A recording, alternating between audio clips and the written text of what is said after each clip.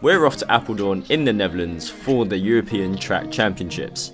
25 countries bring their best riders to compete for one of the 22 European titles at stake over 5 days, and is one of the last major qualifying events for the Olympics this year, so it's one of the last opportunities for not only the riders to prove themselves, but also for national teams to test out some of their bike tech in preparation for Paris. And we're going to check out some of the epic bike bling, including an interview with Team GB's very own lead mechanic with probably the most radical looking bike there under the roof. Anyways, story time first.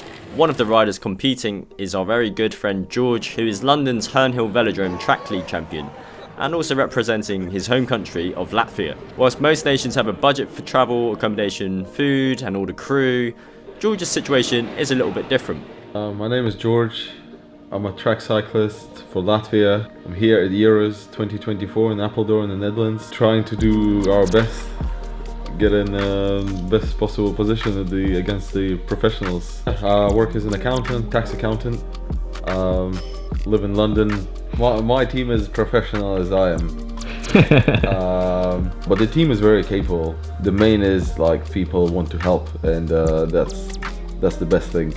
You know why they all know why they're here. We kind of run on self-help and our own savings, so it's completely self-funded. But I guess it's for our own fun. Bruv, just shut up. So the team consists of Miguel, who's a mechanic, Calvin, who's our me. Wow. jack of all trades.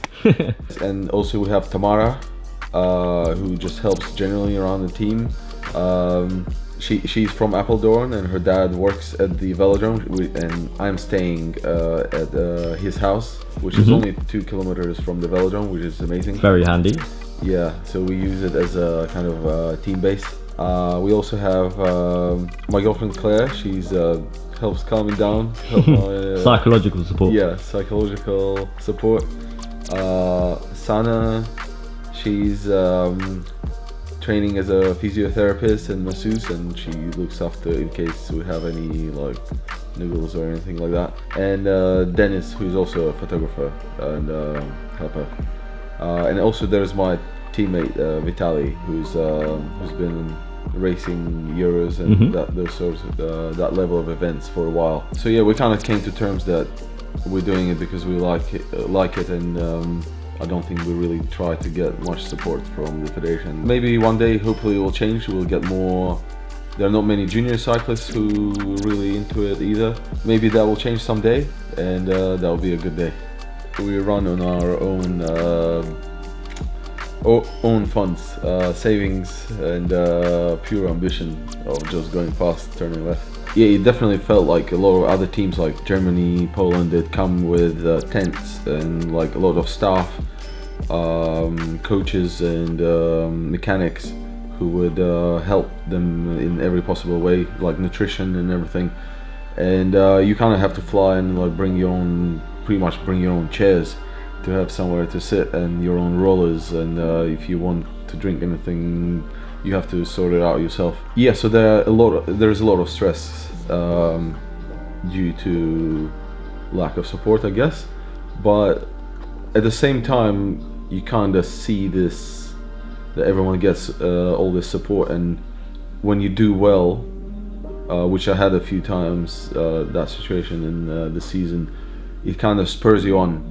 You kind of feel like an underdog, and then you obviously have nothing to lose it, so you race with the heart on your sleeve, and you just go all out, and you know, like maybe there is a little bit less pressure on you, and you just give your best. And any little win over guys who are obviously professional, it feels like a big win.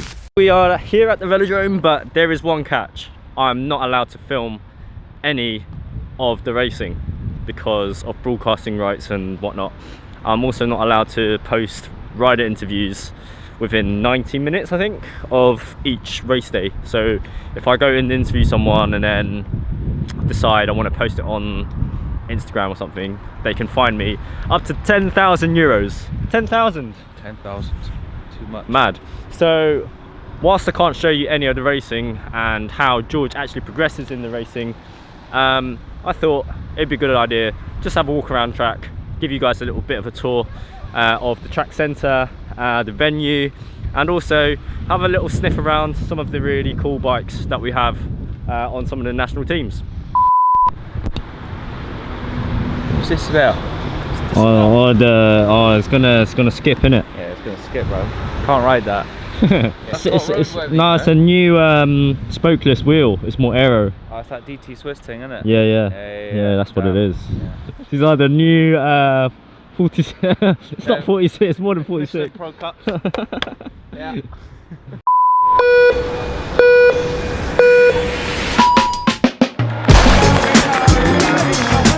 Fast forward a few days, we are now inside the velodrome on the third day of racing, isn't it? It's the third day today, right?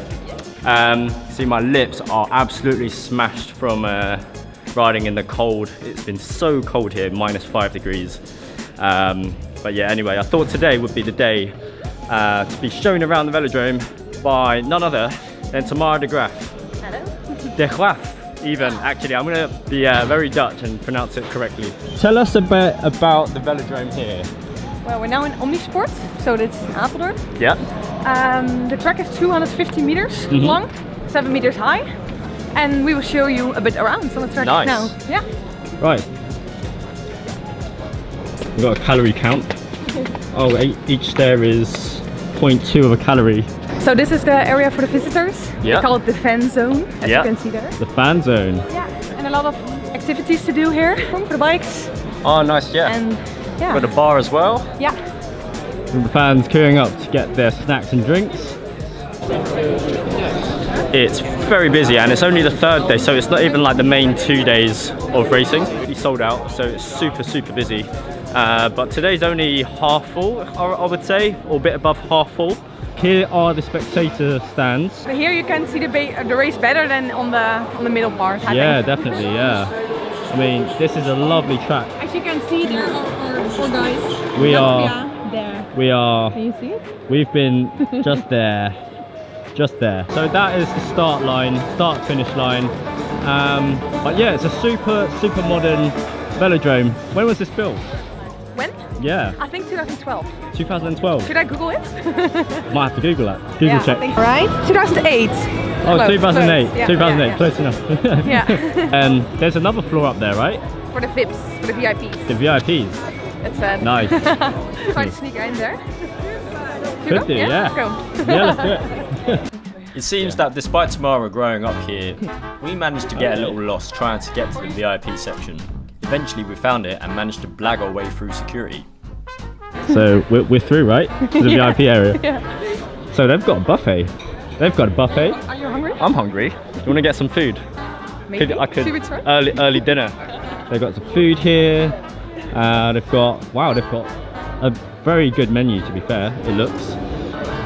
Balcony which overlooks the start-finish line, so which is really cool because you could get up right nice and close to the start-finish line right there. Good view here, right? Yeah, this Good. is the nicest view, I think. This is If you can nice. choose, you have Yeah. to sit here. We're not even allowed to be here, so. Naughty. Very cheeky. Just a lemonade and a Coke. We're not greedy people. Cheers on a good race Cheers. this evening. Yeah. George, if you see this, good luck with the race. Me and Calvin will stay here, I think. So Yeah, I mean, it's good luck. Pretty good spot. And then we went upstairs to the broadcasting stands. So I'm Sebastian and I work for the Dutch National Radio, the NOS, and I cover all the track cycling for Dutch National Radio. Well, tonight is not that busy for me, unfortunately, because our show starts at 8:30. So then much of the program has already been there. But I cover from here. I work for the radio, so the images are not that important for me. I use the images just for the timekeeping, etc. But most of the time I watch the track and I look at the track and I cover the races. I tell the audience what's happening and where the Dutch riders, of course, are riding. We've got a timing system, so we can see the scores, etc. And of course, very important during Omnium, the races where the points are very important, or because I can't calculate that quick. Yeah. And I've got my own archive with lots of information that I use. For example, I've got Georgie's results. I only have 3 results of him. Sorry. But from Grenchen and from yesterday, from the elimination race. And this is the box that I use to connect with our studio in Hilversum. So yeah, that's all the equipment that I use. The not so glamorous entrance, which is the media entrance, isn't it? It's not quite as nice as the VIP or the guest entrance, is it? Not at all. And then it was time to head downstairs towards the track centre, past doping control. We're here now in a track centre. This is Claire. Hi. She is also helping, assisting with George and the racing and everything. But yeah, let me show you what's inside the track centre. Primarily, it is all the team sort of boxes with all the bike mechanics, where everyone's kind of based before the races. But there's also, you've got the starting pens, which is this sort of area, right before the start and finish straights on that side as well. So both sides. You've also got this rollers sort of section for warming up. Just extra space for the athletes to kind of roll around before the races start. Then we've got the media sort of section all the way around here. I'm set up over there, and then there's that's the sort of where the judges and commissaires are. They're watching all the screens to review all the races. A bit like VAR, but cycling, I guess. We have another VIP area here, which is currently empty because it's the sort of interval at the moment. This section, this raised section here for cameras and the podium as well here. This podium is really cool. I'm not actually allowed to film it when podium ceremonies happen, but you can see the podium literally drops down from the ceiling straight onto there, and then you have the flags and everything as well loaded on the top. All super interesting, really. Really cool, really slick, really nice. Loads happening here from the track centre. Oh, there's also results for anyone wanting to catch up on results, what's happening. So yeah, what do you think? Love it. Love it. And here's the meaty part of the video, all the bike bling. There must be millions and millions worth of kit under this roof. Here's some of our highlights. First up, we've got Ireland. As a team, they're using the Dolan DF5s, which are actually one of the cheaper bikes here if you were to buy one, costing just $4,000 for the frame set and just released a few months ago. This replaces the DF4, which was launched almost exactly 10 years to the day. Definitely looks pretty darn futuristic if you ask me, with dropped rear stays and the wider stanced forks. The riders appear to have free rein on the handlebar choice, and most using the fast forward disc T and 5T combination of wheels. Next up, with the advantage of a home crowd here, are the Dutch team using the Koga Kinsei. Yours for just €9,500 for the frame set and handlebars. Probably one of the sleeker looking bikes here, with the tight clearances and completely flush top tube and cockpit. This Kinsei is a result of a collaboration between the Dutch Cycling Sports Association, University of Delft, Activeflow and Pontus Engineering. This bike we've managed to get our hands on belongs to two-time Olympic gold sprinter Harry Levresen. He is also running the classic Dura Ace 7710 cranks with a huge Digirich carbon chainring, with what looked to be a debadged Mavic IO and Comet wheelset with Dugas Pista latex silk tubular tyres. The only red tyres here in the Velodrome. Next up is Team Switzerland's BMC TrackMachine 01. Like the Dutch team, this frame was the result of collaborating with Swiss Cycling, is one of Alex Vogel's spare bikes. We've seen a mix of finishing kit and wheels from Pro, Mavic and DT Swiss across their bikes, and these Velo bike hooded track bars seem to be a hit for many endurance riders here at Apeldoorn. This BMC TrackMachine has literally just been revamped and not even available to buy yet, and these will be the exact bikes that will be used in Paris this summer.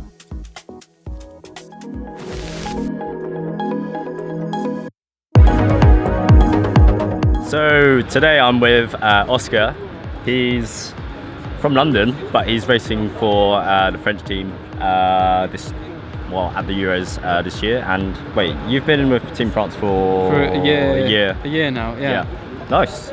So tell us a little bit about the frames that you're riding at the moment. I mean, I think France have been with Look for a very long time. Yeah. As long as I can remember watching track cycling, really. So tell us a bit about the frames we're and the bikes you're riding.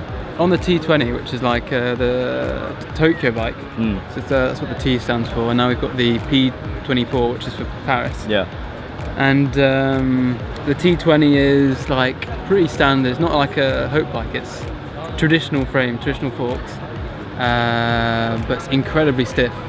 Handles really well because obviously it's traditional, and it's got a massive clearance for chainring, so we can go up to like 75 teeth or bigger. So I ride 75. Yeah, so I'll be riding like in the high 60s for this week. Yeah. I quite like it as well. I guess that's kind of also the trend. Like the trend has been going towards bigger and bigger sort of gear combinations, hasn't it? Like big in chain rings, it's just more efficient. Yeah, definitely. It's actually probably way nicer than the Cervelo in terms of handling and the feeling you have on it. It's very stiff, but it's not uncomfortable. It's quite fun to ride, really. Yeah. Nice. I've ridden T4, Colnago K1, Handsling, Dolan's. So I've ridden a lot of track bikes by now. But this one is probably the comfiest I've ridden. One of the comfier ones. Wow. Okay. Yeah. Cervelo is incredibly stiff. Like you really fight it. Yeah. And the Colnago felt almost too soft when you launched it, and then it was like a train when it got going, which is a TT bike. Yeah. But no, this one's good mix. Nous sommes sur le nouveau vélo Look P24 pour les Jeux Olympiques de Paris 2024 qui arrivent. Donc on a un nouveau cadre qui est présent avec une fourche beaucoup plus large, un arrière aussi beaucoup plus large, des tubes plus fins et surtout la spécificité de la tige de selle, du site post, du site mast qui est vraiment différent des autres vélos.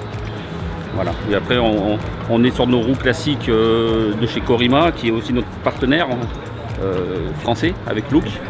Des roues 4 ou 5 bâtons, ça dépend ce que les coureurs préfèrent utiliser. Et des cintres aussi Look. Donc pour le peloton et aussi pour le sprint, des cintres différents. Voilà.